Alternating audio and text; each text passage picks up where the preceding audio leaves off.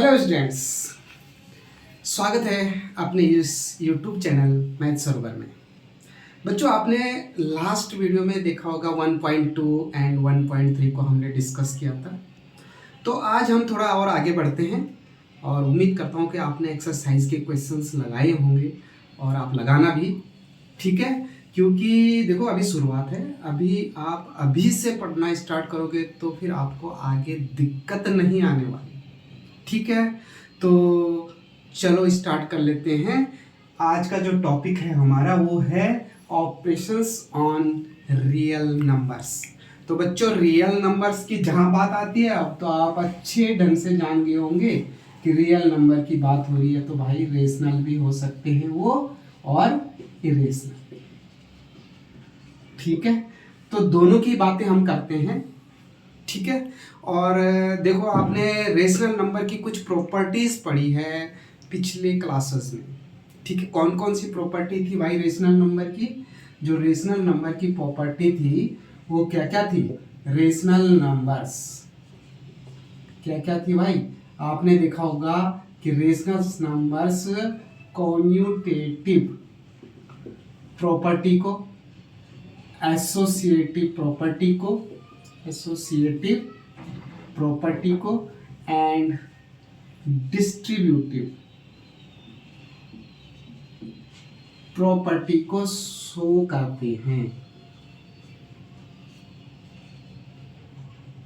कि नहीं करते हैं? किस केस में करते हैं भाई? हैं? एडिशन किसके केस में? एडिशन एंड मल्टीप्लिकेशन ठीक है। ये क्या होते हैं भाई? ये आता होगा आपको, क्या होते हैं? फिर भी देख लेते हैं। कॉम्यूटेटिव रो क्या होता है? क्या होता है कि सपोज हमारे पास 2 नंबर से a प्लस बी करते हैं तो ये b प्लस ए बी होता है। ये किस केस में हो गया? एडिशन के केस में, ठीक है। अब मल्टीप्लिकेशन के केस में क्या होता है? मतलब समझ गए ना भाई, यहाँ 3 + 4 है तो 4 + 3 भी होता है। आंसर आपका सेम आता है, यानी कि ये कॉम्यूटेटिव लॉ को फॉलो करता है। दूसरा क्या है? एसोसिएटिव। तो एसोसिएटिव क्या है भाई?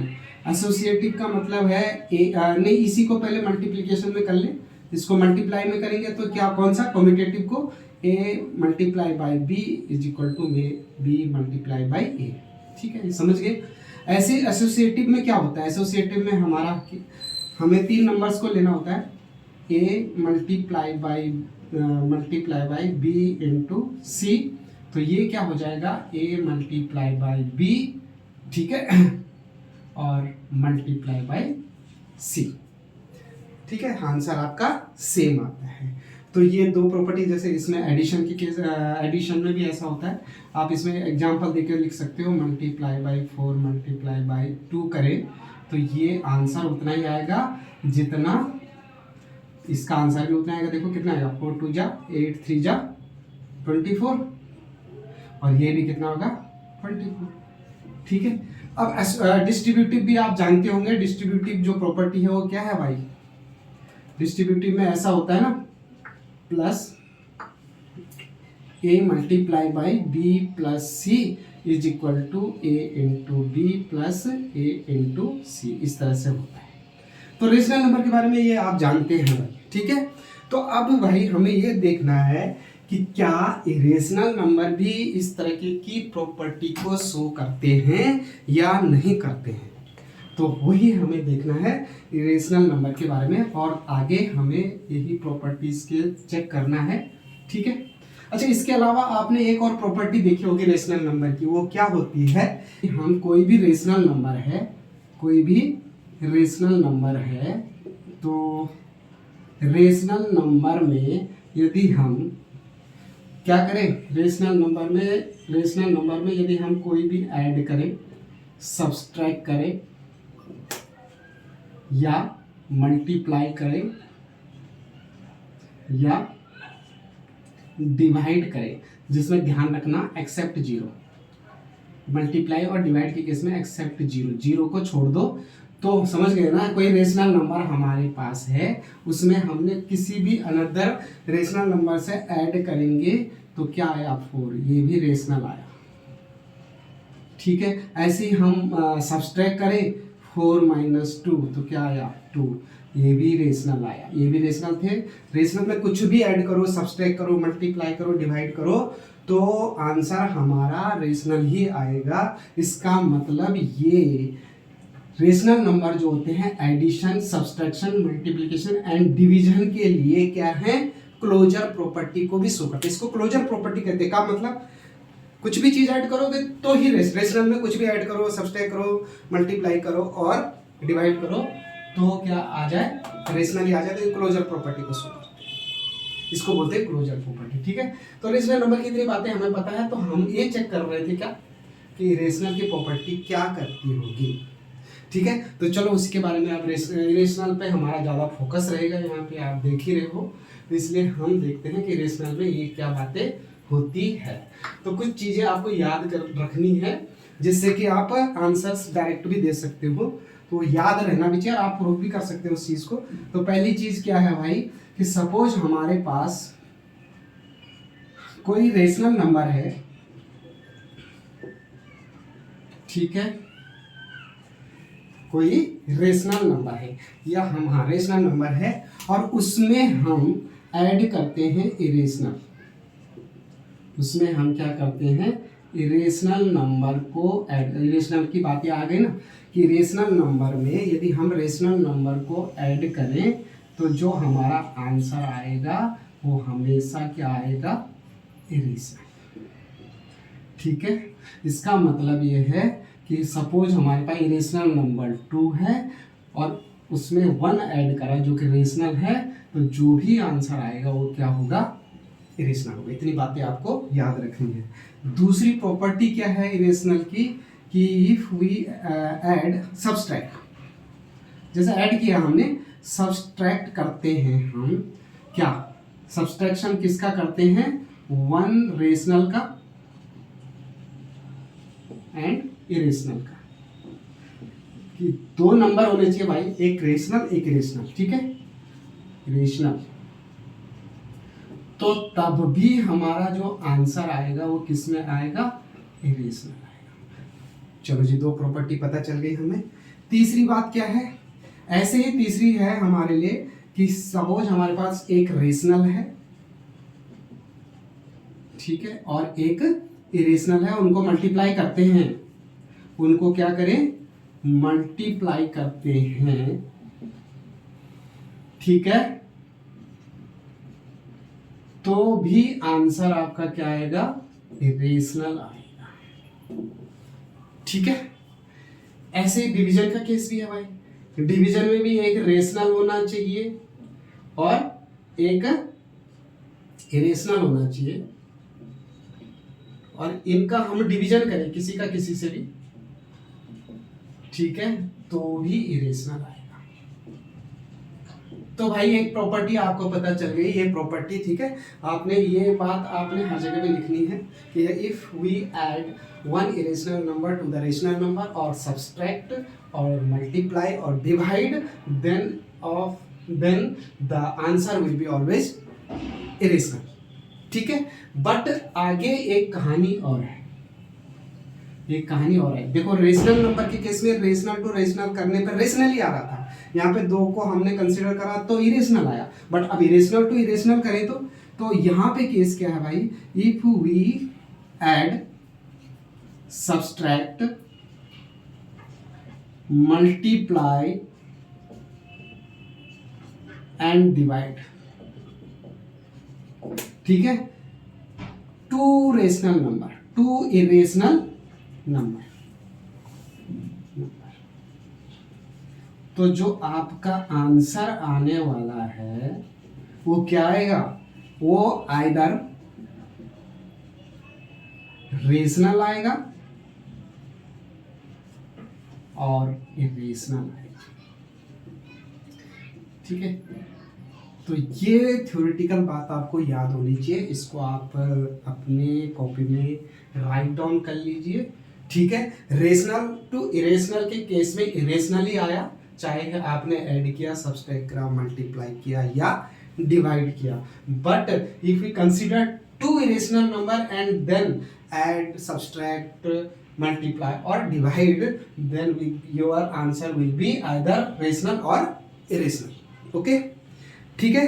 तो चलो बच्चों, हम पहले देखो ये बातें आपको अब पता चल गई, इसको आप नोट डाउन करिए, इसको याद रखना। और इसके बाद हमने एडिशन, सब्सट्रैक्शन एंड और भी प्रॉपर्टी यहाँ पे इससे रिलेटेड पढ़नी है, ठीक है।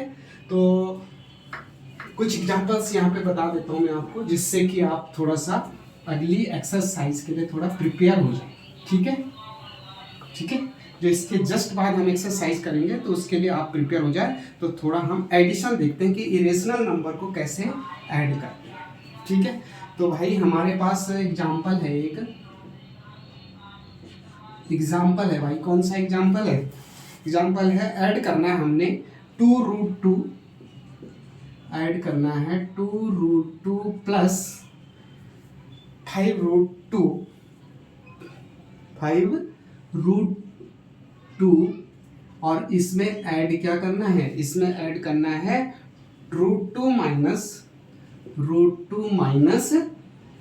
3√3। तो भाई देखो कुछ भी नहीं है, जो प्रॉपर्टी अभी हमने देखी उसी हिसाब से हम एडिशन करेंगे, सब्सट्रैक्शन करेंगे, जो भी है हमारे पास दिया हुआ उसको करेंगे। तो हम क्या से लिखें भाई, इसका सॉल्यूशन कैसे होगा? तो सॉल्यूशन करने के लिए 2√2 प्लस 5√2, ठीक है, इसमें ऐड करना तो प्लस कर दो, प्लस √2 माइनस 3√3 लिख लिया, ठीक है। अब क्या करें? अब हमें करना क्या होता है कि चेक ये करना होता है कि कौन सी चीज़ कॉमन आती है, कौन सी कॉमन है हमारे पास यहाँ पे, कौन सी वो कॉमन। एक चीज़ गलत हो गया यहाँ पे, 5√3 है भाई एग्जाम्पल में, ठीक है। तो भाई देखो ये वाले में √2 है, ये √3 है, ये √2 है, ये √3 है। तो क्या हम कॉमन करने के लिए इनको क्या अरेंज कर सकते हैं? तो अरेंज कैसे करेंगे? 2√2 और यहाँ से ले लेंगे प्लस √2 और उसके बाद इसको लिख लो 5√3 माइनस 3√3। ओके, अब देखो ये क्या हो गया, यहाँ से हम कॉमन ले सकते हैं और यहाँ से कॉमन ले सकते हैं। इसको रीअरेंज करना है आपने, √2 की फिगर को एक साथ लिखना है, ठीक है। तो एक साथ लिखना है, जो √2 सेम हो रहे होंगे उनको एक साथ लिख लो, फिर आपको इजी हो जाएगा कॉमन लेने में, ठीक है। तो बेटा यहाँ पे क्या है, √2 कॉमन है तो √2 को बाहर ले लो, अंदर क्या बचेगा भाई, 2 बचेगा। कॉमन लेना आता है ना, आता है पक्का। तो क्या करेंगे, √2 बाहर ले लिया तो यहाँ क्या बचेगा भाई, √2 से √2 गया तो अंदर क्या बचेगा, √2 से √2 गया अंदर बचेगा 2, और प्लस यहाँ क्या बचेगा, 1 बचेगा कि नहीं बचेगा? अरे कॉमन लेने का मतलब क्या है, इसको भी √2 से डिवाइड मारो, इसको भी √2 से डिवाइड मारो, यही तो मतलब है ना। तो क्या आएगा, √2 2 + 1 ऐसा आएगा। यहाँ से कॉमन क्या हो जाएगा, √3, ठीक है। अंदर क्या बचेगा 5 और माइनस का क्या बचेगा, देखो √3 गया तो 3 बचेगा, यही बचा। तो बेटा अब आगे क्या होने वाला है, यहाँ से क्या हो जाएगा 2 + 1 यानी कि 3√2 और यहाँ से क्या हो जाएगा 2√3 लो आंसर। तो यह प्लस, जैसे आप सिंपल से प्लस करते हो, जिससे एडिशन करते हो, वही तो है इसमें भी। पर ध्यान ये रखना आपने कि आपको जो रूट की फिगर है उनको रीअरेंज करना है, ठीक है। ऐसे ही हम और एक मल्टीप्लाई का एग्जाम्पल करते हैं, ठीक है, और एक सब्सट्रैक्शन का भी कर लेते हैं भाई। तो सब्सट्रैक्शन का भी मैं इसी से बना लेता हूँ, चलो इसी को सब्सट्रैक्ट कर लेते हैं भाई, क्या दिक्कत है ना। सब्सट्रैक्शन का भी बना लेते हैं इसी को, कि भाई ऐड मत करो, इसमें से सब्सट्रैक्ट करो, इसको सब्सट्रैक्ट करो, ठीक है, इसमें से करना है, ठीक है, इसको। तो ठीक है, तो सब्सट्रैक्शन का आपको पता ही है कैसे करते हैं। तो ये हो गया आपका 2√2, ठीक है, प्लस में 5√3, ओके पक्का। अब इसमें से हमें ये माइनस करना है, माइनस करना है तो जो माइनस किया जाता है उसको ब्रैकेट में बंद करना होता है, ठीक है। ब्रैकेट में बंद करेंगे तो क्या हो जाएगा, √2 माइनस 3√3, ओके।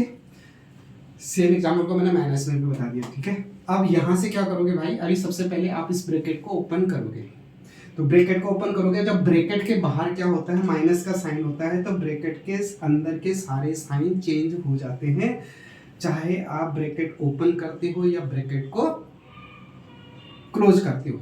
ठीक है, समझ आया? तो चलो भाई कर ले, 2√2 प्लस 5√3 और ये माइनस का साइन है तो -√2 और ये माइनस माइनस का प्लस हो जाएगा 3√3। अब बाकी काम आपने वही करना है जो एडिशन में किया था। तो एडिशन में क्या किया था, आपने एक तरफ करे थे 2√2, इसके साथ आ जाएगा -√2 और ये हो जाएगा +5√3 और ये 3√3। तो यहाँ से कॉमन क्या है, √2, यहाँ बचेगा 2 - 1, ये तो आ गया ना भाई, जल्दी तो नहीं हो रहा, ठीक है ना? तो चलो √3 5 + 3, ओके। यहाँ से कितना आ जाएगा, 2 में से 1 यानी कि √2, 5 3 8, यही होता है √3 आंसर। ओके, ठीक है बच्चों। तो एक एग्जांपल आप मल्टीप्लाई का और एक डिवीजन का भी कर लेते हैं। ओके, ये भी एग्जांपल कर लेता हूँ मैं, फिर उसके बाद हम आगे अगली एक्सरसाइज में सब इस तरह के क्वेश्चंस करने वाले हैं। तो मल्टीप्लाई है भाई 6√5 है, 6√5 को हमें मल्टीप्लाई करना है, किसमें 2√5 में, 2√5 में। तो सिंपल है, आपको जैसे आता है मल्टीप्लाई करना वही करना है। तो आपने 6√5 मल्टीप्लाई बाई 2√5 करना है।